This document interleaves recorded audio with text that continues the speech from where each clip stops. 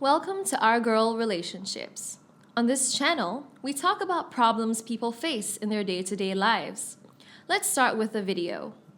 Jessica and I met 2 years ago. I thought I had found the one. I remember the first day I saw her. She had blonde hair and she wore an adorable dress that accentuated her figure. I was so sure that she was the woman for me. Down the line, I fell out of love with Jessica. I was sorry that it happened that way, and it was one of the hardest things for me to do because I had come to love Jessica. I saw her as my friend and not just my lover. But that time I realized that I couldn't go further in our relationship.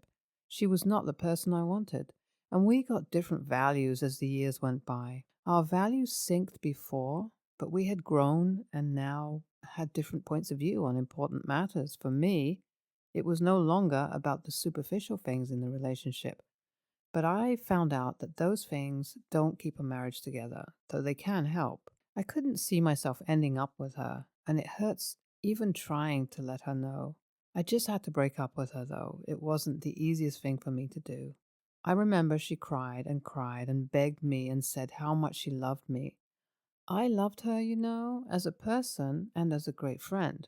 We have been through so many things together, but I wasn't in love with her, and I couldn't see myself 10 to 12 years with Jessica. I thought that the right thing to do was to be open about it. There really isn't an easy way to break up with someone, though. I called her, and we spoke about how our relationship was going. I told her that I wanted to break up, but she just walked out on me without saying a word. I had no clue what was going on in her mind. A few days after I broke up with her, she called me and begged.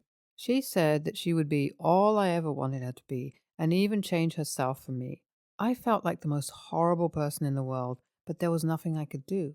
Instead of that, we went our separate ways sooner than later. I would have loved for us to remain friends. Still, I thought that that would be selfish of me to ask, so I decided to go our separate ways. It so happened that an opportunity came for me to move to Texas. I wanted to start a new life and figure out myself. If I didn't see Jessica as my life partner, I wanted to find out what kind of person was ideal for me. I moved to Texas very quickly and I don't regret it. It was indeed a much needed step. I met new people, started afresh at my new job, and moved into a lovely apartment. It felt like life was giving me a clean slate to start over. I wasn't looking to date anybody at that time because of everything that was going on with me. I just wanted to put things in place. My friends tried their best to introduce me to many female friends. They thought that if I met enough people, my chances of finding one with a spark were higher. It was funny to me, but I indulged them. One evening, I went out with some of my friends. It so happened that a friend brought a mutual friend, and she was more on the quiet side. I approached her because she was gorgeous, and I thought, well, I would like to get to know her, even if I just have her in my circle. We had a lovely conversation. She was so intelligent, and I was attracted to her and how her mind worked. We became good friends, but we'll remain just that because I am still not ready to go back dating. So I won't spoil our relationship by asking her out. I told her about Jessica, and she assured me that I had made the right choice. That kind of calmed me a little bit because I was still feeling guilty for leaving her. It's been 5 months since I broke up with Jessica and moved to Texas. I got an email from her that said she was inviting me for her wedding next month. I was shocked because I didn't think she was dating anybody, but I was happy for her. She really wanted to get married, and it was interesting to see that her wish was coming to pass. Her life was moving forward, and that was enough compensation for me. Her wedding was in a month. She begged me to be there, so I thought I could use it as an opportunity to visit my family. I missed my family. My mom, dad, and sister asked to see me, and I was finally here. My sister didn't fall for it, though. She asked me why I came home because she knew I was a workaholic who didn't know when to take breaks. She had already caught me, so I told her the truth about attending Jessica's wedding. She exclaimed and went on about how horrible that would be if I attended my ex's wedding. I didn't think it was a big deal, but looking from her perspective, I understood that it might be an issue because, I broke her heart even though I didn't mean to. I wish that we went our separate ways more nicely, but it is what it is. My sister persuaded me not to attend the wedding and sit it out. It wasn't such a hard decision to make. I realized that I didn't want to meet anybody who would have thought I was an evil person for doing what I did to Jessica. I knew that Jessica would be mad at me because she begged me to come, and when I agreed, she was excited. On the morning of her wedding, I was still asleep, and my phone buzzed. I didn't pay attention to it until I realized that it would not stop ringing. I slept really late that night because I was doing some work, and seeing as I wasn't going to Jessica's wedding, it wasn't a big deal. I purposely wanted to sleep it off, so by the time I woke up, most of it was already over. The phone rang again, and this time I picked it. Jessica's friend asked me why I wasn't at the venue. When I answered the phone, I said, "Oh, I decided not to come because I didn't want it to be uncomfortable for Jessica."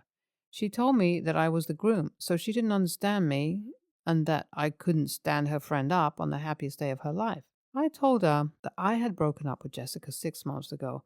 All hell broke loose, as she did not believe me. I didn't understand what she was saying, so I cut the call.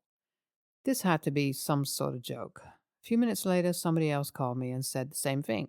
I had no idea why they called me the groom, but I definitely wasn't leaving my house.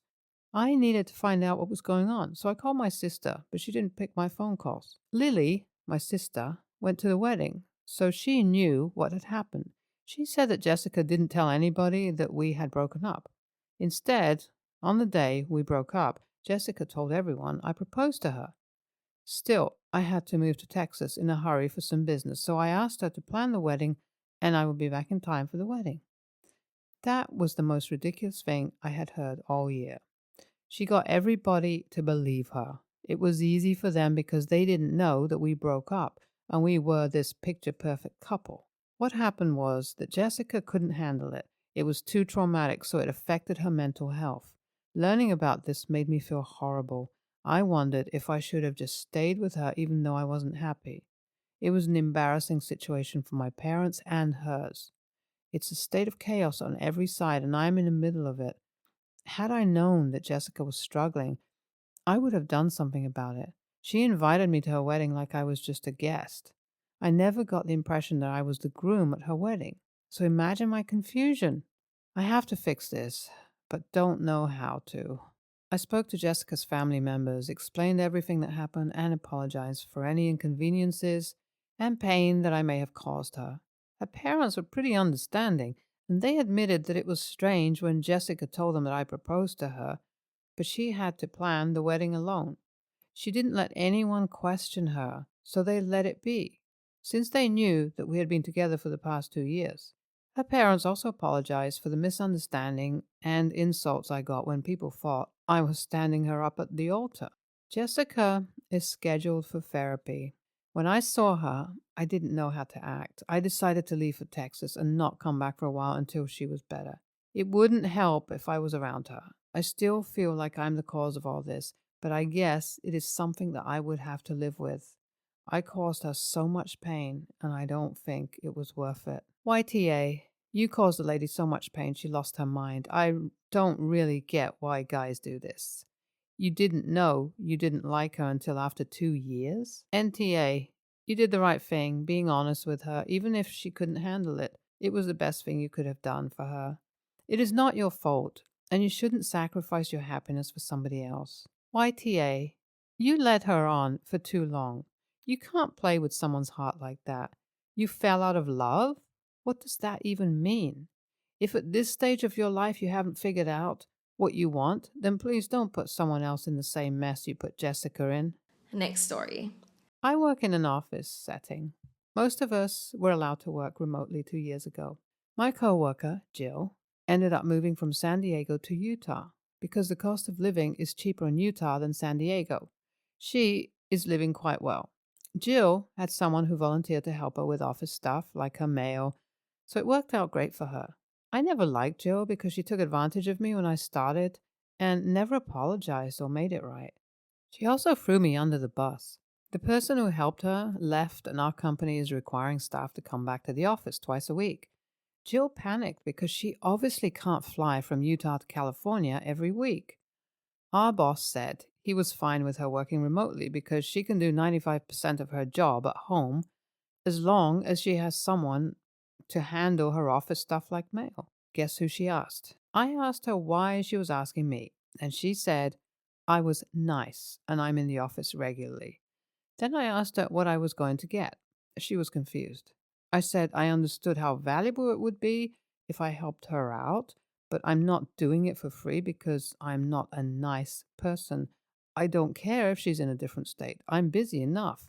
I don't owe her anything. I don't work for her. I don't have to help her. And quite frankly, I really didn't like her. I'm not saying no, but what is she going to do for me? All she said was we were a team and that I am in the office. So I said, sorry, I'm too busy.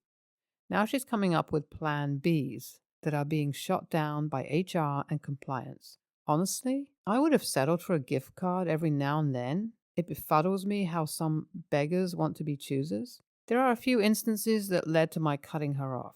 I had just started and she would dump her work on my desk at the last minute. I wasn't hired to help her. Then she started promising that I would do stuff for other people without asking me. The worst was when she asked me to mail out the paperwork that she prepared. Her work was all wrong and she blamed me for not checking her work. This was like 4 months into the job and I never got a single thanks. I told her off and she found another sucker. Cow worker. Moved to Utah. In theory, she'd have to move back, but she's an expert in suckering others to carry part of her load. So no, she knows she'll be able to get away with staying in Utah, with others effectively subsidizing her cheaper rent. And sure enough, she found another sucker when you said no. Absolutely NTA, not even close. I've read other comments and mine might be controversial, but NTA. In another comment, OP said that a coworker already dumped some of her work on OP, so when she, coworker, made a mistake in her papers, she blamed OP for not checking her work. She should check her work herself. She gets paid for doing her job, so it's only fair that OP gets paid for doing it, especially after that situation. OP's time is valuable. I just think there could be another way to ask it. Maybe just saying something like, yeah, I'll do your job, but as my time is valuable to me and I have my own stuff to do, I would love to be paid for it. Simple and efficient. Next story. During the pandemic, I, 22, female, proposed to my 21 female wife. We've known each other since junior year in high school. We planned on waiting till the pandemic calmed down and got married last March. My oldest brother, 30, who I'll call Max, met his wife, 33, who I'll call Madison, when I was 11. It was clear from the start that Madison didn't like me. Even though it hurt, we got along fine. A reason for this might have been the fact that me and Max are 8 years apart and we didn't have a relationship at all. A memory I distinctly remember was when they had brought ice cream and I asked to have some. They told me no, not big issue, they bought it. But when my older brother, 26, at the time 16, I'll call Aaron, asked a few minutes after me, they said yes. I asked again and Madison told me no. They got engaged when I was 17, also the age I came out to everyone. Everyone still loved and accepted me. When they were handing out invitations to family and close friends to their wedding, I was the only one who didn't get one. My mom thought it was just sent at a different time than the others. After a week, my mom contacted Madison. She told my mom that children weren't allowed at the wedding, and I don't want someone like her ruining my wedding. Referencing me being part of the LGBT, my mom tried convincing them to let me go, but it didn't work. I sat it out while they all went. Growing up, she made me feel insecure and a terrible person. When I tried telling anyone about this, they brushed it off, telling me it was probably just her messing and playing around with me.